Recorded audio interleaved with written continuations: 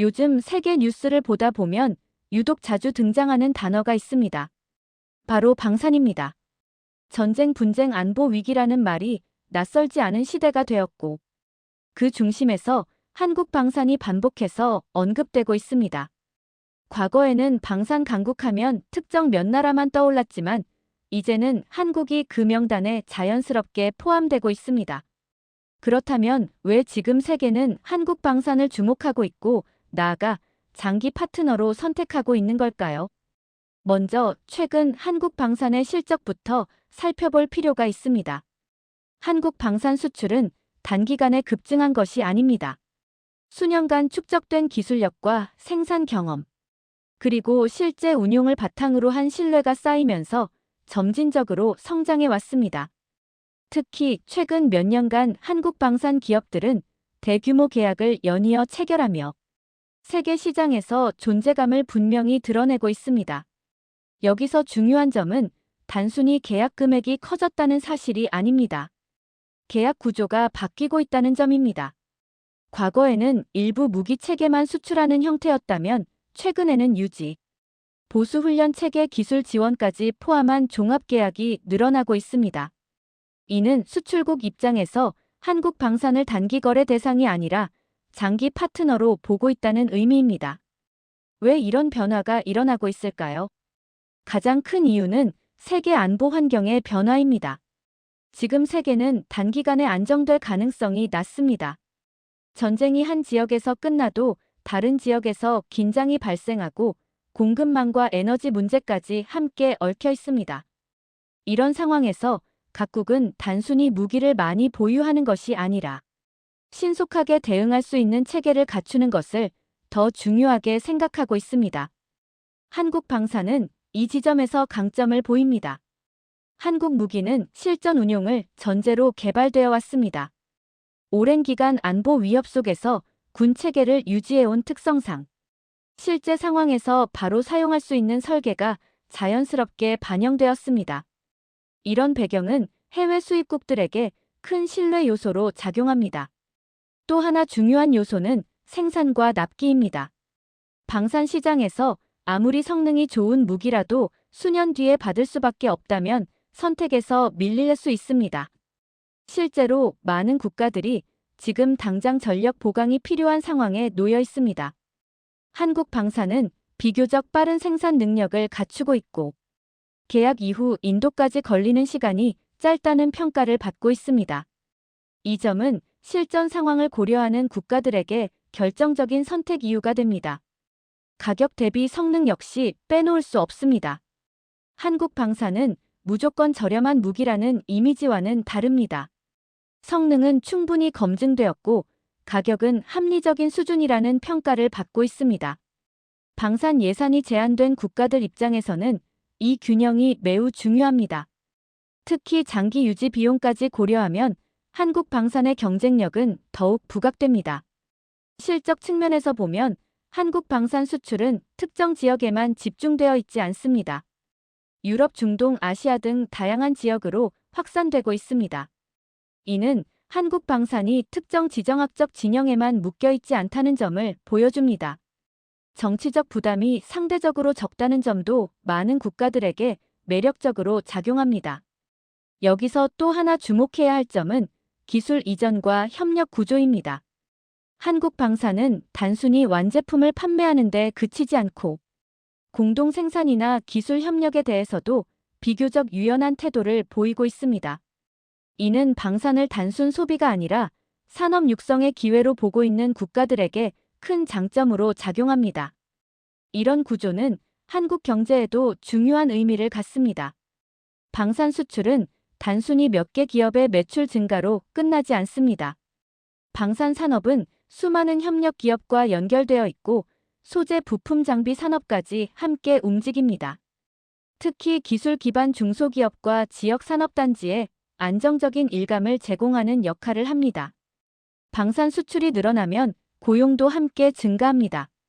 방산 산업은 자동화만으로 운영되는 산업이 아니라 고급 기술 인력과 숙련 인력이 반드시 필요합니다.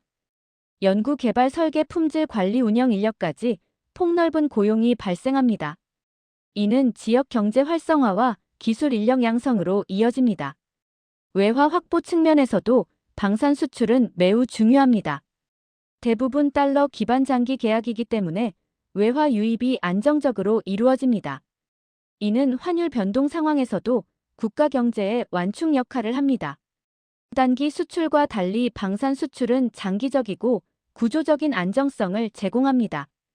이제 많은 국가들이 방산을 단순 무기 구매가 아니라 안보 협력과 전략 파트너십의 관점에서 보고 있습니다. 이런 흐름 속에서 한국 방산은 신뢰할 수 있는 선택지로 자리 잡고 있습니다. 실적이 이를 증명하고 있고 향후 전망 역시 밝게 평가받고 있습니다. 이제부터 한국 방산 수출이 앞으로 어떤 방향으로 이어질지, 그리고 이 흐름이 한국 경제와 국가 위상에 어떤 중장기적인 변화를 만들어낼 수 있는지를 더 깊이 살펴보겠습니다.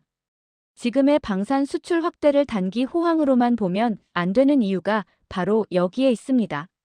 먼저 방산 수출의 중장기 전망부터 이야기해 보겠습니다. 현재 세계 안보 환경을 보면 단기간에 안정될 가능성은 낮아 보입니다. 한 지역의 분쟁이 끝나기도 전에 다른 지역에서 새로운 긴장이 발생하고 있고 지정학적 갈등은 점점 복잡해지고 있습니다. 이런 상황에서 각국은 방위력을 일시적으로 강화하는 수준을 넘어 장기적인 전력 보강 계획을 세우고 있습니다. 이는 방산 수요가 단발성이 아니라 지속적으로 이어질 가능성이 높다는 것을 의미합니다. 이 과정에서 한국 방산의 위치는 점점 더 안정적으로 자리 잡고 있습니다. 이미 여러 국가들이 한국 무기를 실제로 운용하면서 성능과 안정성을 확인하고 있습니다. 방산에서 가장 중요한 것은 한 번의 계약이 아니라 그 이후의 만족도입니다. 유지 보수 과정에서 문제가 없는지, 실제 훈련과 운용에서 신뢰할 수 있는지, 이런 요소들이 다음 계약으로 이어집니다. 한국 방산은 이 반복 과정에서 점점 신뢰를 쌓아가고 있습니다. 또 하나 중요한 변화는 방산 계약의 성격입니다.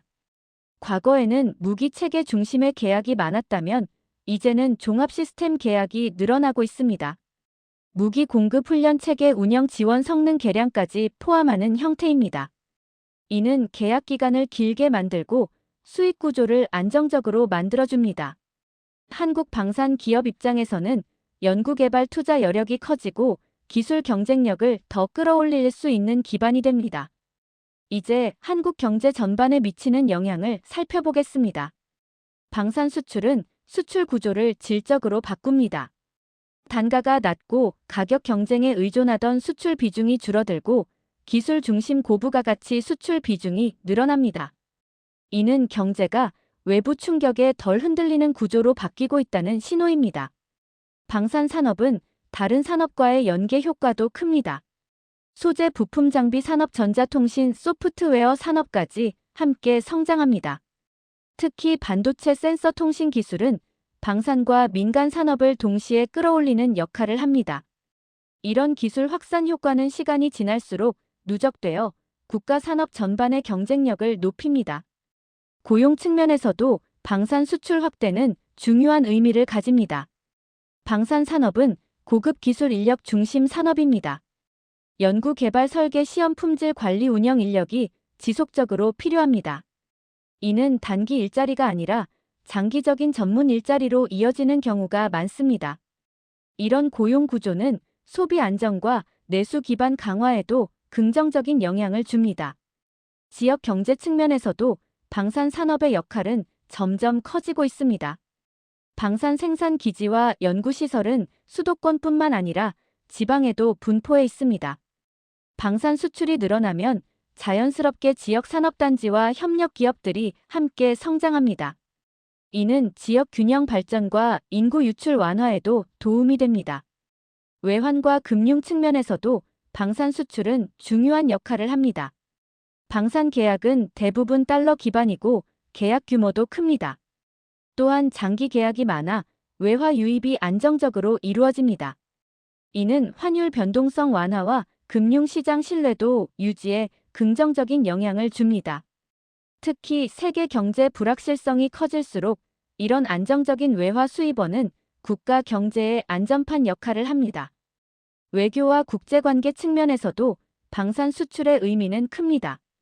무기를 수출한다는 것은 단순한 거래를 넘어 안보 협력 관계를 맺는 것입니다.